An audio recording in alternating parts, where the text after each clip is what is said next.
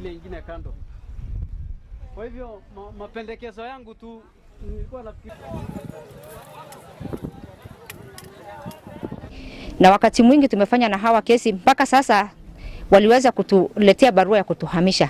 Licha na hayo yote tuliweza kupeleka kotini 2019, na wakati tulipeleka kotini tuliweza kupata afueni kwa sababu tulikuwa tumepatiwa 30 days kuhama kutoka eneo ambayo sisi tumezaliwa ndani.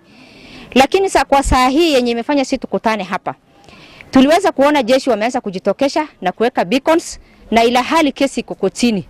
Tunaomba serikali ya county na serikali ya national government waweze kuangalia wakazi wa Borat ni kwa nini kila siku tunafanywa yatima, ila hali sisi tuko na vitambulisho wa Kenya na sisi ni wa Kenya, hatujatoka mahali pengine na sisi refugee. Sisi tumeona maajabu sana hapa kuanzia wakati hii jeshi hii tumekuja hapa. Tumepata kuambiwa tuhame, tukahamishwa. Ngalo vile wengine wamesema tukaipeleka kesi kotini. Sasa bandi ile kesi kwa kotini, kitu ya kushangaza tena tunaona yule gavana wetu sasa anaanza kutuambia sisi, kutuunganisha, kutuita Central Community Land, na ni kitu ambaye sisi kama wananchi wa Borat tumekataa kata.